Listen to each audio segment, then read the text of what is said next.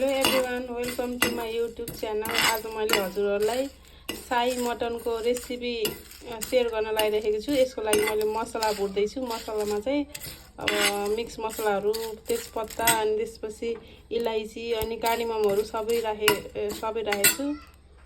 अनि त्यसपछि मसला भुटिसकेपछि अनि मैले चाहिँ यति प्याज गरेँ।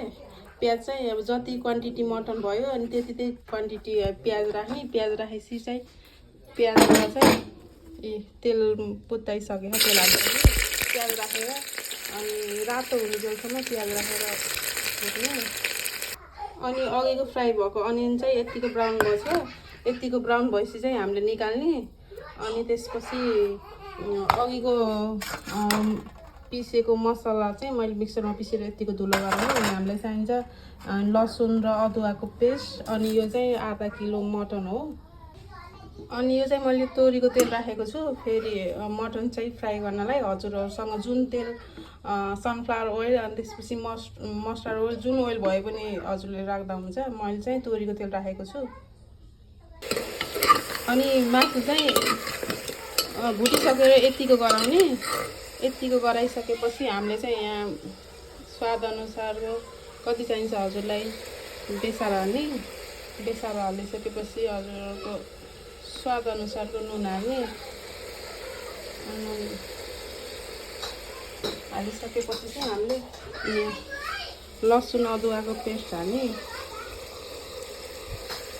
लसुन अदुवाको पेस्ट हालिसकेपछि चाहिँ अघि हामीले गरम मसला बनाएको थियो। गरम मसलाको यो चाहिँ धुलो हाल्ने। सबै हालिदिनु होला। अब मर मसला हालेर एकछिन भुटिसकेपछि चाहिँ मटन चाहिँ यस्तो मसला मिलेर यस्तो देखिन्छ। अनि त्यसपछि अनि हामीले चाहिँ 1 गिलास चाहिँ पानी हालिदिने यसमा।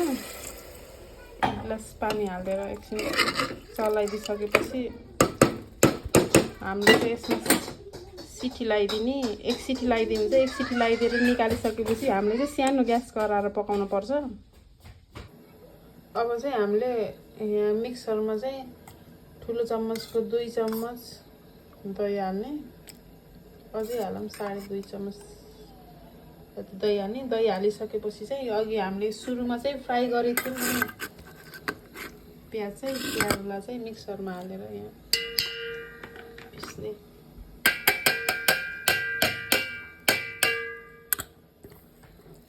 हालेर यो प्याज पनि पिस्ने।